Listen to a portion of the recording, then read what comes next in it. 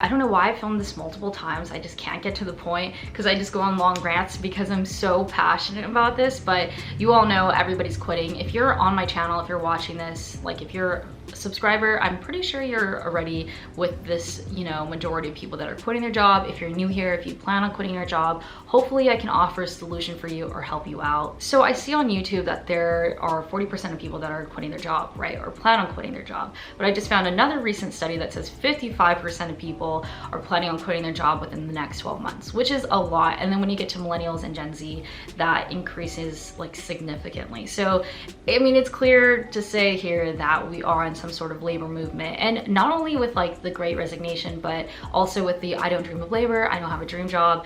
That has definitely taken off online. I've seen it everywhere, not just on YouTube, but like TikTok, Twitter, all of that. And I love this conversation. I love the dialogue. Ultimately, I really hope that it is not an echo chamber of like ideas, thoughts, and just like people talking but not doing anything, you know, all talk, no action. So I'm here to hopefully provide a solution for you guys. And I am not perfect. I feel like I've been able to take charge of my life by like doing this simple step that really helped me, you know, clarify what I wanted out of life and out of a job. So let's get into it. I think the most important question we can raise here is, you know, how do we create a system so bad that most Americans are unsatisfied? It all lies in our culture values. I think it's quite obvious. I really want to talk about how we really value our careers as like individuals and how we use it to like personify ourselves, you know, like we make it our identity, or at least that's kind of what society has pushed us to do. For example, let's say like you're having small talk with somebody and, you know, that question comes up, what do you do for work? And then I feel like those are usually social markers, right? Or like social cues. Okay, like I'm in finance, like I like, excuse my biases, but I'm gonna assume like finance bro, you know, or hopefully not, but like a girl boss, you know, like some of those things come to my mind, and I know that comes to other people's minds as well, because it's a cultural, shared cultural value. We push on each other, not only like our career identity, but also the 40-hour work week. You know, we're pretty much in an office for 9 hours if you have lunch at work, and then you have your commute, and then maybe you have other obligations like taking care of a kid, or like maybe a parent, grandparent, whatever, and then you barely have enough time to decompress for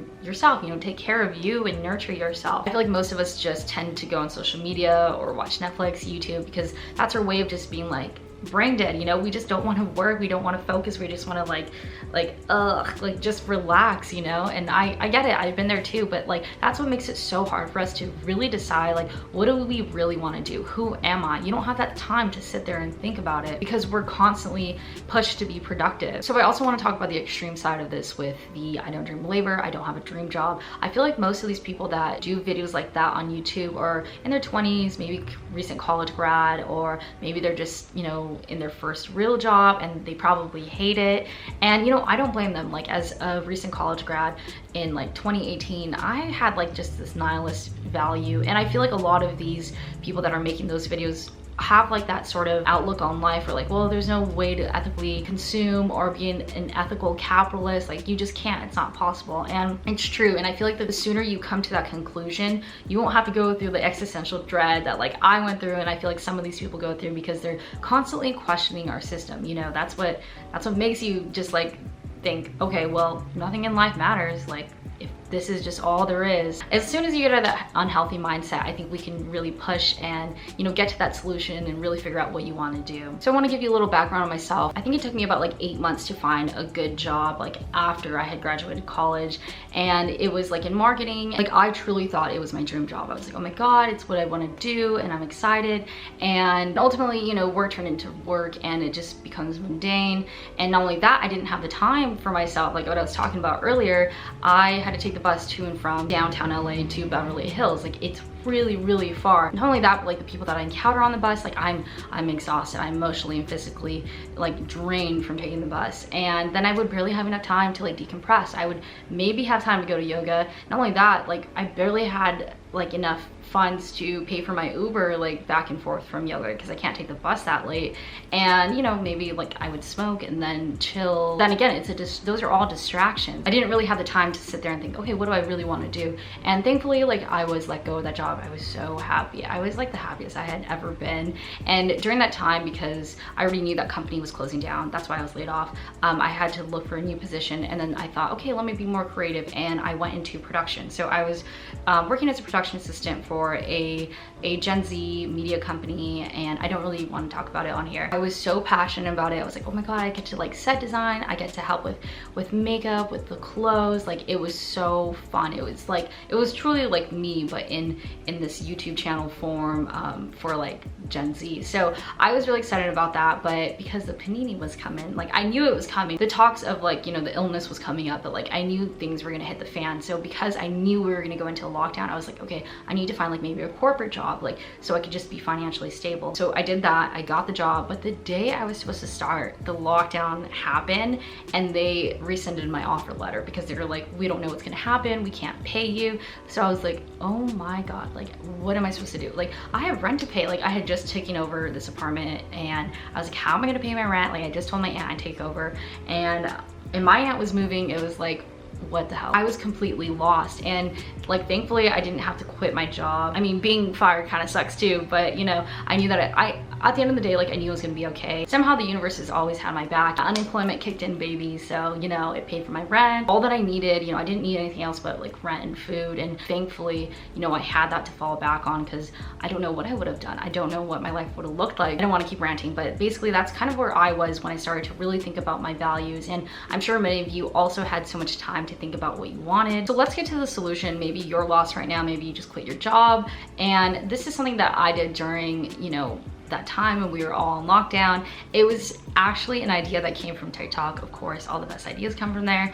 I was watching this girl talk about, this girl was talking about how she really didn't know what to do with her life. She felt like she had no life purpose. So her and her therapist went over like all her values. You know, her therapist had to write down like, what do you want out of life? And it was this huge like triangle or circle. I don't know what it was. I literally can't remember. And I'm so sad I didn't save it, but I kind of just like took from that video, like, okay, let me just write down what I value and kind of like pick from there and, you know, really write it out, really think about it. So yeah, she said to write down like, what do you value? You know, what do you want out of work? What do you want out of life? And that's pretty much like what I did. And I'm going to share this with you guys. I don't have a date on this and I wish I did, but I know it was like April of May 2020. If you watch my YouTube channel, you kind of see where my life has gone since writing this, which is really crazy because I truly manifested like all of this. So let me just write down the bullet points that I wrote. I wrote that I wanted to work for myself and be financially stable.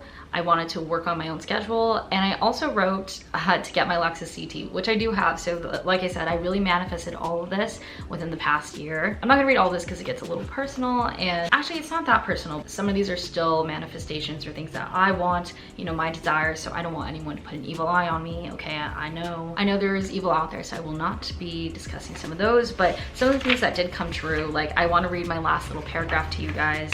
I wrote, this sounds so like dramatic and cheesy, but I said that I'm determined to create the future I want, which is to not work, travel, and eat good, which I really did this past like summer. I feel like that was my whole life.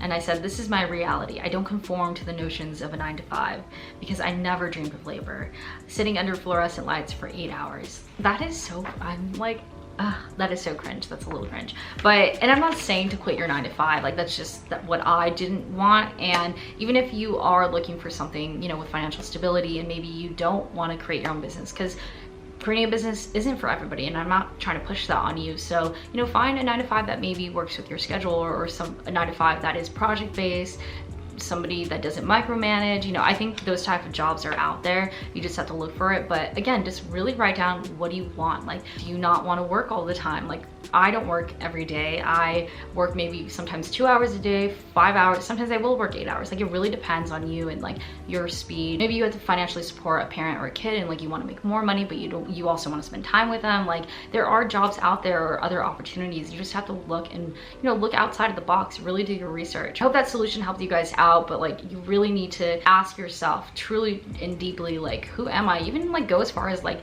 go into your identity. Like, what am I? I'm gonna stop talking because I don't want to start ranting. But you know, if you got this far, I really appreciate you watching this and, you know, hearing my little point of view of this Great Resignation. I think it's a great thing. Like, I truly love it. I admire it. I love to see people quitting their jobs and, you know, living for themselves. So if you quit your job recently, or like you're about to quit your job, like, I want like a community of people to like explain what they're going through right now, because I find it really fascinating. Like, when I have meetings with you guys and you tell me that like, you quit your job or you're about to, I get so excited. So let me know, and also like help other people out as well. even if you have like a career or maybe something that like a business that you do and it gives you a lot of freedom but a lot of financial stability, like let people know, like don't gatekeep, you know, we're all here to help each other. So I think there's enough for everybody out there. So, you know, just discuss and let me know what you're doing. Again, thank you for watching and I'll talk to you guys soon. Bye.